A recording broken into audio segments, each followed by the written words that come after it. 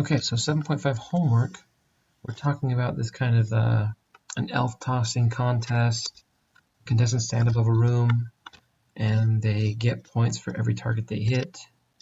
In the beginner level, the elf tossing contest and the probability of an elf will land on any geometric shape is random.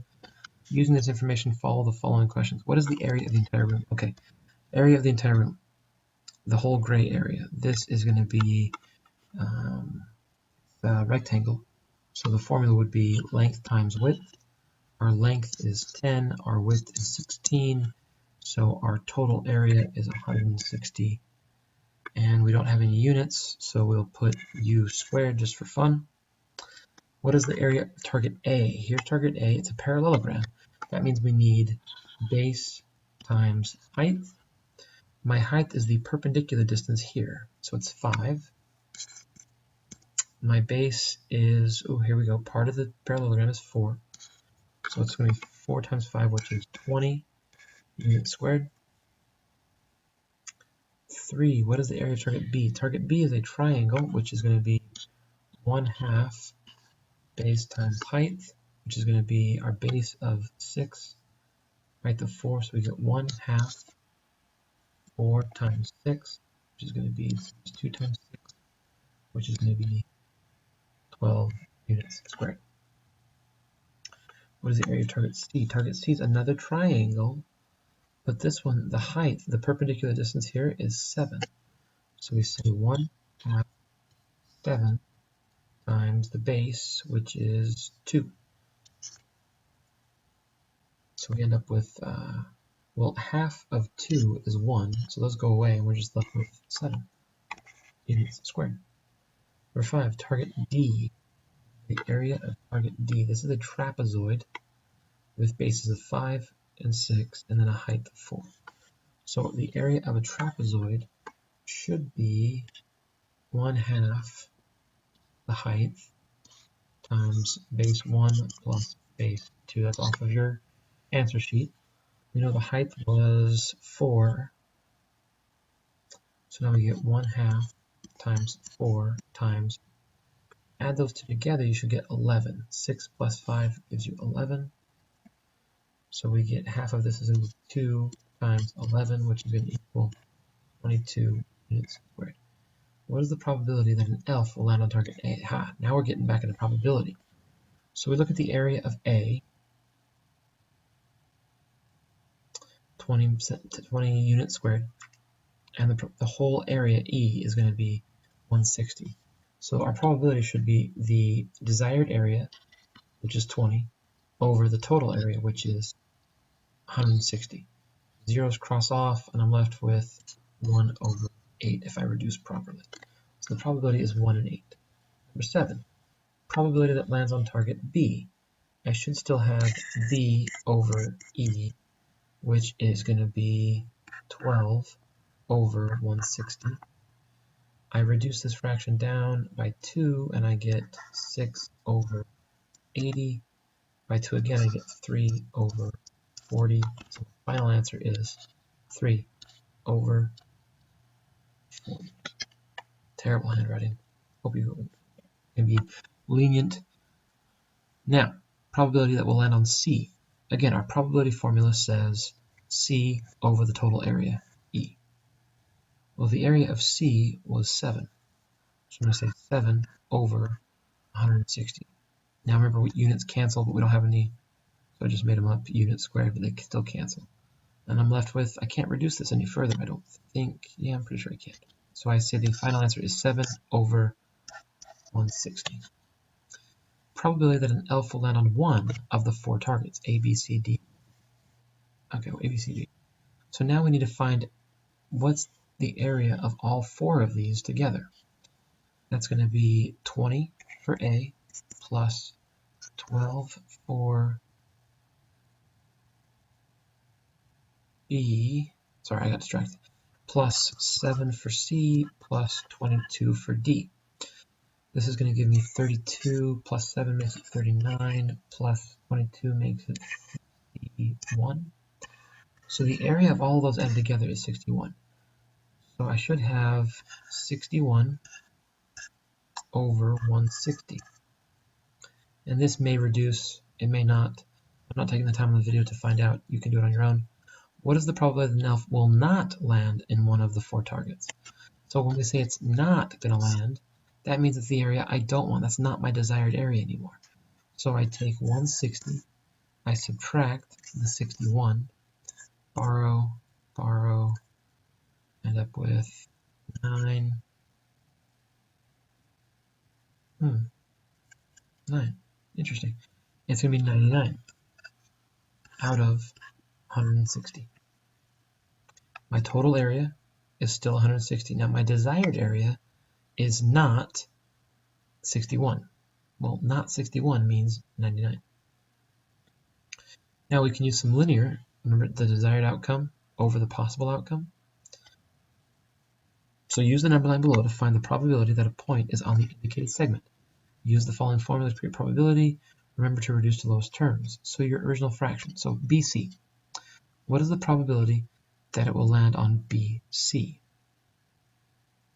So out of the total number line, how big is the whole number line? Looks like it's going to be 20. So our desired area is going to be 20 for all, not our desired area, sorry, our total area is going to be 20 for all of these number lines, because our number line is exactly 20 big. So now BC is 2. I put 2 over 20 reduces down to 1 over 10. AC is 4, which reduces down to be 2 over 10 or 1 over 5. CD is 2, so that's going to be the same, 1 over 10. And we go through this and we figure the rest. FG is 1, so it's going to be 1 over 20. And we keep going through. I'm going to skip the rest of those. You can finish those on your own. Now we're doing circles. Perfect. We're probably right at the target of being tossed, a beanbag toss. 100% that the person will hit the circular target. So this gray area, it's guaranteed that you're going to hit the gray area. And it has a radius of 10. We're looking for probability that you're going to hit into some of the other pieces. The area of the entire target, the area is measured in pi r squared. So our r is 10. So I say pi times r squared. Pi r squared. That's the area of the gray space. R is 10, so that gives me pi times 10 squared, which gives me 100 pi. Now, target B is small. It's over here. It's going to be pi r squared again. It's going to be pi. Our r is 2, so we say pi times 2 squared, which is going to be 4 pi. And again, our units would be units squared or meters squared, something like that. C is going to be pi times, well, r is 7, so we say 7 squared. I don't know what the capital R and lowercase r is. I don't know if it's a typo or not, but got me nervous for a second. Either way, 7 squared is 49, so my answer is 49 pi. Target D is a radius of 5, so we say pi 5 squared gets me 25 pi. Target E, oh, sorry, that's target E, not target. My fault. Target E is that one. Target D has a radius of 3. So we say pi times 3 squared, and we end up with 9 pi. Okay. This one was 25 pi. All right, probability of the beanbag landing on target B.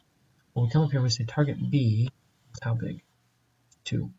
And the whole thing was 10. So now we look at target B. It should be B over A. So I find area of A is 100. That's on bottom. 100. Oh, that's a terrible 100. Now on top, we have to find the area of B, which is 4 pi. So I say this is 4 pi over 100 pi. And those pi's reduce. I'm left with 4 over 100. That reduces to be 2 over 50. I don't know where that line came from. I didn't promise. this reduces down to be 1 over 5. So our final answer is 1 over 25. So now we can go through this and we can start talking about different values. I think you can find all of these first ones on your own. Let's talk about over here. What's the probability that the beanbag will land on targets D or E? So now we're taking, it's going to be D or E means D plus E over A, the total area. So A we know is 100 pi. On top, D was 9 pi, and E was 25 pi. So 9 plus 25 gives me 34 over 100, because the pi is reduced. So 34 over 100 reduces down to be, let's see, 17 over 50. So my final answer is 17 over 50. There we go. All right, so B, C, or D, same idea. We're going to do B plus C plus D all over A. Now the one you want to help with is this one that says not. I don't want B, C, or D, or E. So that means I'm going to do A, total area, minus B minus C minus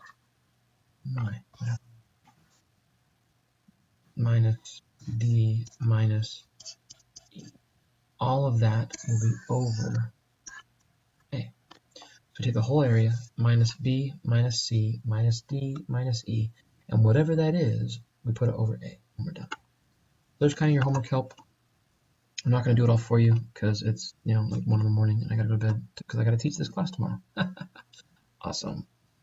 All right. Do your homework, do your best, and enjoy class.